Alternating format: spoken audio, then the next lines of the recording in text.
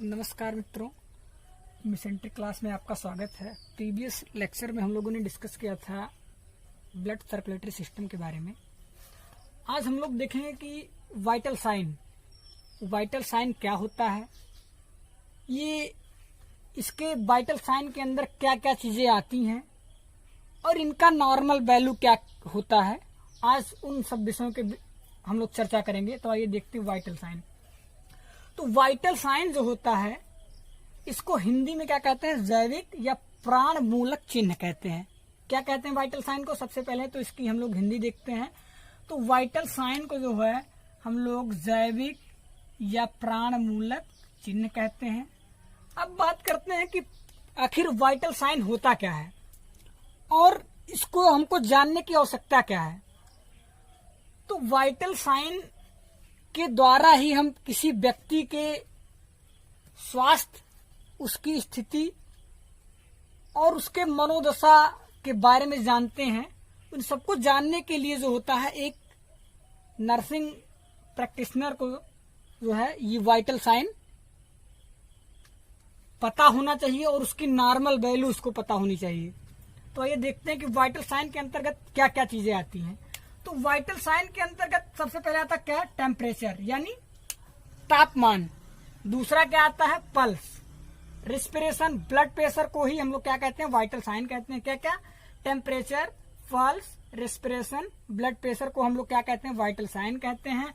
Also known as कार्डियल sign, इसको एक अलग नाम से भी जाना जाता है जिसको क्या कहते हैं दोस्तों, कार्डियल साइन कहते हैं। क्या कहते हैं, कार्डियल साइन। कार्डियल साइन को हिंदी में क्या कहते हैं, आधारभूत चिन्ह।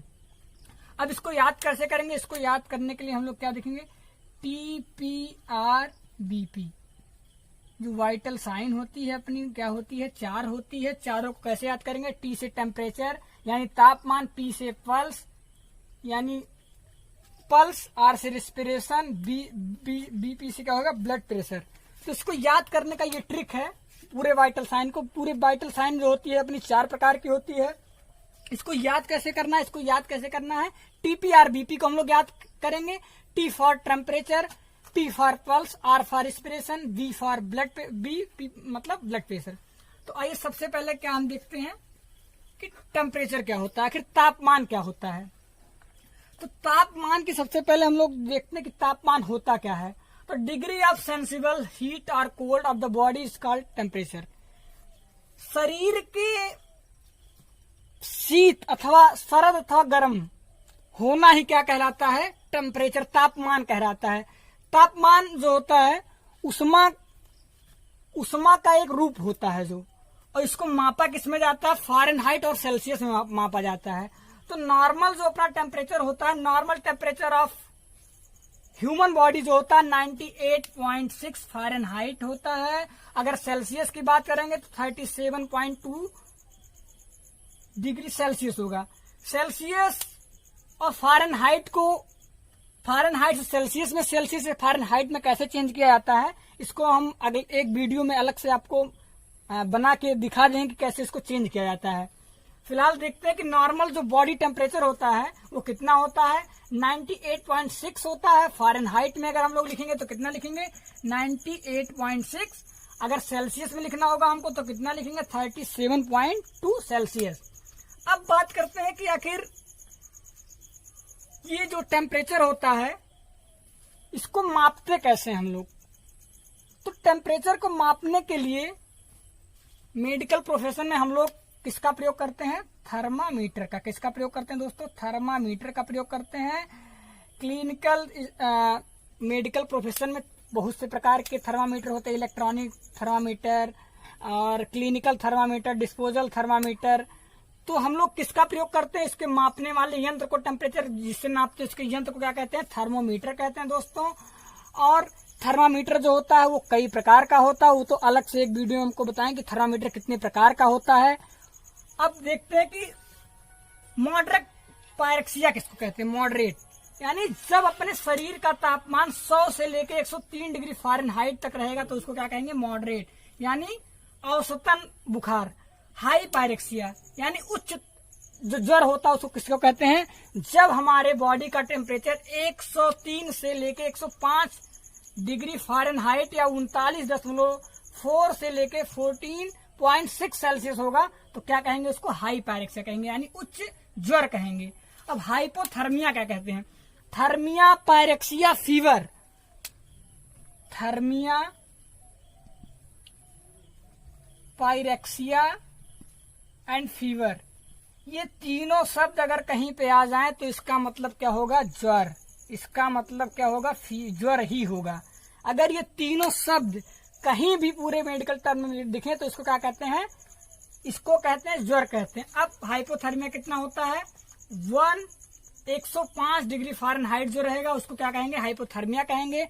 अब बात करते हैं कि कॉमन साइट ऑफ टेम्परेचर, यानी हम जो तापमान की बात कर रहे हैं तो तापमान हम लोग माप कहाँ कहाँ से सकते हैं?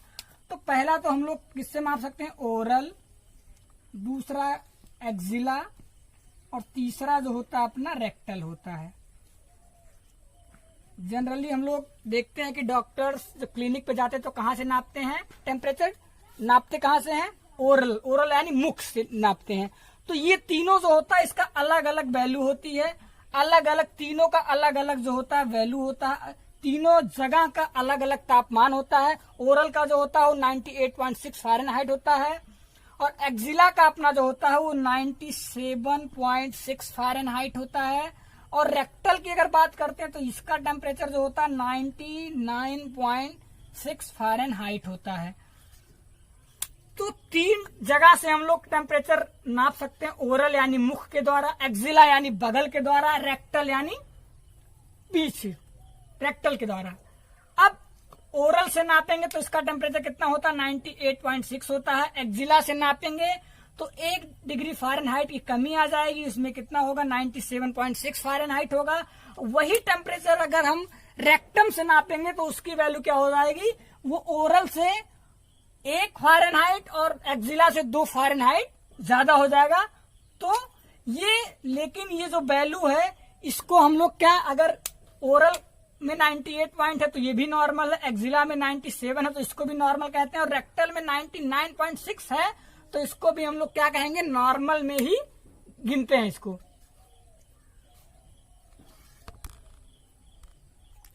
टेम्परेचर के बाद हम लोग देखेंगे दूसरा क्या होता था।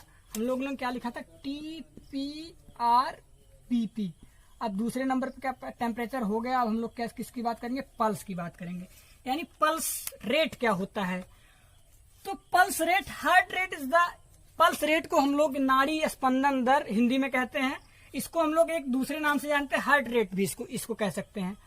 तो हार्ट रेट किसको कहते हैं? देखते हैं कि हार्ट रेट इज द, या pulse rate is the speed of the heart beat, यानी हृदय की जो गति होती है, धड़कन की जो गति होती है, measured by the number of, उसको नापते हैं नंबर यानी संख्या of contraction of the heart पर मिनट, यानी 1 मिनट में अपना हार्ट जो होता है कितनी बार संकुचित होता है, उसी का जो नंबर होता है 1 मिनट में कितनी बार उसका संकुचन होता है, कॉन्ट्रैक्शन होता है 1 मिनट में, उसी का जो मेजरमेंट होता है, उसी का जो संख्या होता है, उसी को हम लोग क्या कहते हैं? हार्ट रेट या पल्स रेट कहते हैं। नॉर्मली ये कितना होता है दोस्तों? नॉर्मल होता है 70 से 80 बीट पर मिनट। ये चीज ध्यान देंगे, कितना होगा? 70 to 80 बीट्स। बीट्स मतलब क्या होता है? धड़कन होता है पर मिनट, यानी एक स्वस्थ व्यक्ति में या वयस्क व्यक्ति में 1 मिनट में 70 से 80 बार अपना जो होता है हृदय क्या है? धड़कता है।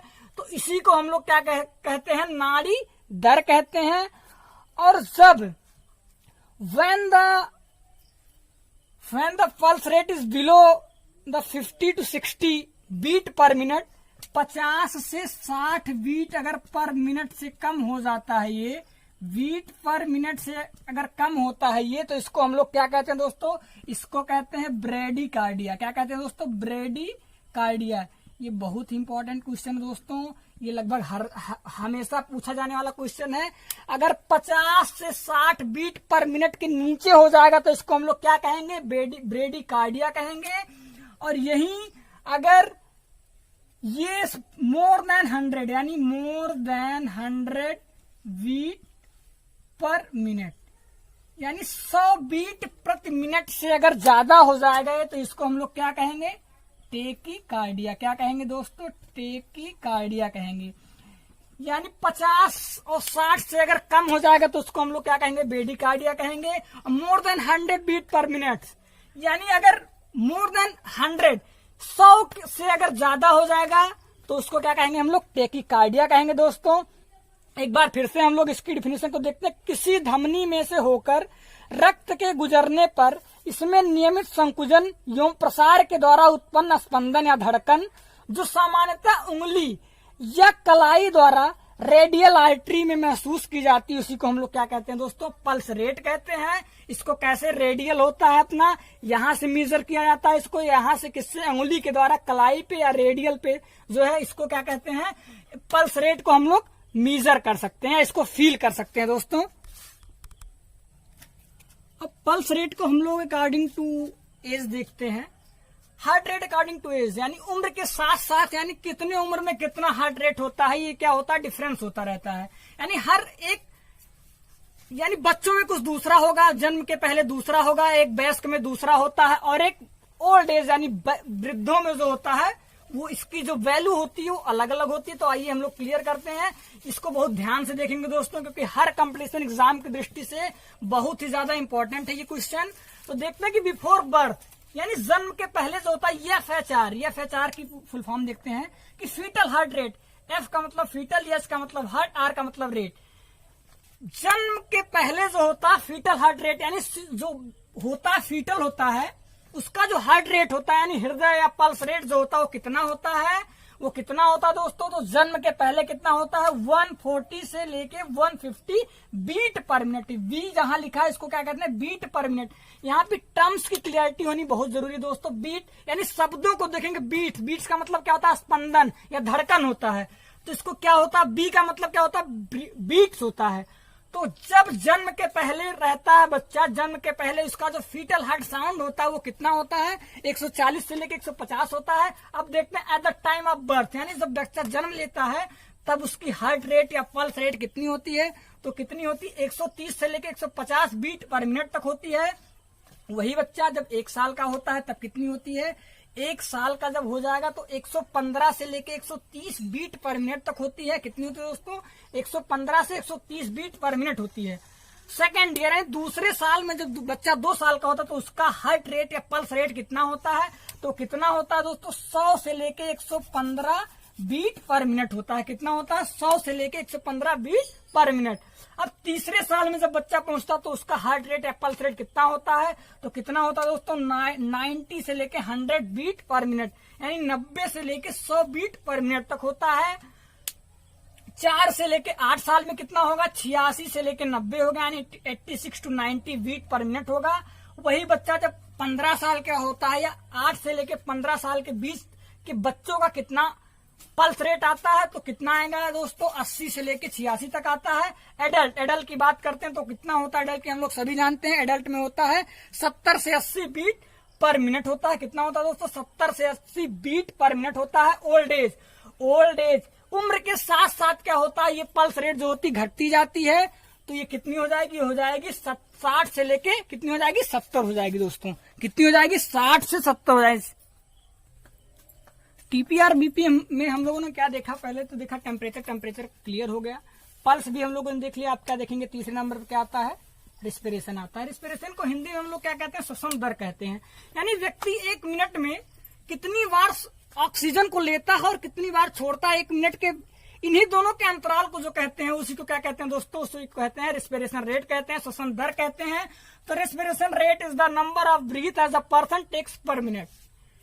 यानी एक व्यक्ति जो होता है वो सांसों की संख्या को हार्ट रेट, वो ब्रीथ रेट कहते हैं, कि वो कितनी बार O2 को इंटेक करता है और CO2 को कितनी बार बाहर करता है 1 मिनट में। ये जो प्रक्रिया होती है, इन्हीं के जो नंबर आते हैं उन्हीं को हम लोग क्या कहते हैं, उसी के नंबर को हम लोग क्या कहते हैं दोस्तों, श्वसन दर कहते हैं। ये बहुत इंपॉर्टेंट है। किसी भी पेशेंट को हम लोग ट्रीट करते समय उसकी श्वसन दर लेना बहुत आवश्यक है। अकॉर्डिंग टू कंडीशन हम लोग लेते हैं, यानी पेशेंट की स्थिति के अनुसार, सिचुएशन के अनुसार हम लोगों को पल्स रेट या टीपीआर बीपी लेने के लिए कहा जाता है। टीपीआर बीपी जो होता है according to condition of the disease condition के ऊपर डिपेंड करता है, यानी व्यक्ति की स्थिति या उसके किस प्रकार की बीमारी है उसी अनुसार हम लोग एक 24 घंटे में उसका एक चार्ट प्रिपेयर करते हैं कि उसके टीपीआर बीपी को पूरा हमको नोट करना पड़ता है। तो इसको क्या कहते हैं, ये नॉर्मल जो होता है वो 16 से लेके 20 ब्रीथ पर मिनट होता है। वहां पे क्या था, बीट था। पल्स रेट में क्या था, बीट का मतलब क्या होता है, धड़कन होता था। यहाँ ब्रीथ का मतलब क्या है, श्वसन होता है। तो टर्म्स की मैंने पहले ही आपको बताया था कि टर्म्स की क्लियरिटी होना बहुत जरूरी दोस्तों। वहां पे क्या था, बीट था, यहाँ पे क्या है, ब्रीथ है। तो ये इन दोनों शब्दों में हमको कंफ्यूज नहीं होना है, इसको बहुत ध्यान से देखना। अब according respiration according to age, यानी जो श्वसन दर होता है ये भी क्या है, ये भी जो होता है अपने उम्र के साथ साथ घटता बढ़ता रहता है। तो जब बच्चा जन्म लेता है तो उस समय उसकी श्वसन दर कुछ अलग होती है, और वयस्क होता है तो कुछ अलग रहती है, और जब बूढ़ा हो जाता तो अलग रहती है। तो सबसे पहले देखते हैं कि एट द बर्थ टाइम, जब बच्चा जन्म लेता तो उसकी श्वसन दर कितनी रहती है, वो 30 से लेकर 40 ब्रीथ पर मिनट होती है, यानी 30 से 40 बीट। बी का मतलब होता है ब्रीथ, वहां पे क्या था, बीट मतलब होता है धड़कन, और यहाँ बी का मतलब क्या है, ब्रीथ मतलब यानी श्वसन होता है। तो कितना रहता है, 30 से लेके 40 ब्रीथ पर मिनट रहता है। जब बच्चा 1 साल का होता है तो कितना होता है, 26 से लेके 30 ब्रीथ पर मिनट होता है। वही बच्चा जब 2 साल का होता तो कितना होता है, 20 से लेके 26 ब्रीथ पर मिनट होता है। एडोलसेंस में जो होता है इसकी वैल्यू होती है 20 ब्रीथ पर मिनट होता है। और एडल्ट यानी वयस्क व्यक्ति में होता है 16 से लेके 20 तक इसकी जो होती है नॉर्मल रेट होती है। ओल्ड एज यानी ओल्ड एज में हो जाता, जब व्यक्ति वृद्ध हो जाता है तो उसका जो श्वसन दर होता है वो घट जाता है। वो कितना होता है दोस्तों, 10 से लेके 24 तक होता है, कभी घट जाता है अकॉर्डिंग टू डिसीज कंडीशन।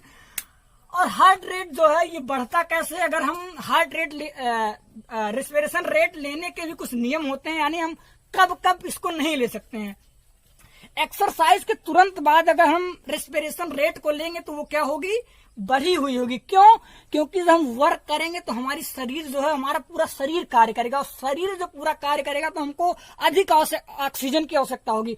अधिक ऑक्सीजन की आवश्यकता होगी तो हम लोग ऑक्सीजन को ज्यादा लेंगे, और ज्यादा लेंगे तो वो क्या होगी, उस समय जो रिस्पिरेशन रेट होगी वो क्या होगी दोस्तों, बढ़ी हुई होगी। यहाँ पे कंफ्यूज नहीं होना। वहां पे बी का मतलब पल्स रेट में क्या हो रहा था, बी का मतलब बीट होता था, यहाँ पे क्या है, बी का मतलब क्या है, ब्रीथ होता है दोस्तों। अभी तक हम लोगों ने देखा टीपीआर बीपी में टेम्परेचर को देख लिया हम लोगों ने, टेम्परेचर कितना होता है, इसकी नॉर्मल वैल्यू कितनी होती है।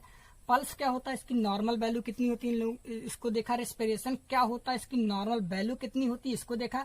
अब लास्ट में हम लोग क्या किसकी बात करेंगे, बीपी का मतलब होता है ब्लड प्रेशर, यानी रक्तचाप जो होता है वो क्या होता है। तो the force exerted by the blood on the wall of the blood vessel is called BP, यानी जो रक्त का दाब होता है वो क्या होता है, उसी को हम लोग क्या कहते हैं, ब्लड प्रेशर कहते हैं। जो ब्लड यानी रक्त का दाब और किस पे लगता है, जो ब्लड वेसल्स की भित्तियों पे जो ब्लड का प्रेशर होता है, उसका दाब होता है, उसी को हम लोग क्या कहते हैं, ब्लड प्रेशर कहते हैं। तो नॉर्मली जो ब्लड प्रेशर होता है ये 2 प्रकार का होता है, सिस्टोलिक और डायस्टोलिक। सिस्टोलिक और डायस्टोलिक होता है तो नॉर्मल बीपी जो होता है वो कितना होता है, 120/80 होता है mm ऑफ एचजी को क्या कहते हैं, मिलीमीटर ऑफ मरकरी इसको कहते हैं। mm ऑफ एचजी का फुल फॉर्म होता है मिलीमीटर ऑफ मरकरी होता है। हाई ब्लड प्रेशर अगर हो जाएगा तो उसको हम लोग क्या कहते हैं दोस्तों, हाइपर टेंशन कहते हैं। हाई ब्लड प्रेशर को हम लोग क्या कहते हैं, हाइपर टेंशन कहते हैं। और बीपी का लो हो जाना क्या कहलाता है, हाइपोटेंशन कहते हैं। क्या कहते हैं, हाइपोटेंशन कहते हैं। इन दोनों को हम लोग देखेंगे। इसको मैं डिसीज कंडीशन, ये दोनों डिसीज कंडीशन है। इन दोनों का मैं अलग से वीडियो आपको बना के पूरा डिस्क्राइब कर दूंगा कि हाइपोटेंशन क्या होता है। हाइपोटेंशन यानी कितनी बीपी का इंक्रीज हो जाना हाइपरटेंशन कहलाता है, और कितनी बीपी का घट जाना है, ब्लड प्रेशर का घटना, हाइपोटेंशन कहलाता है। इसको अगले वीडियो में देखेंगे।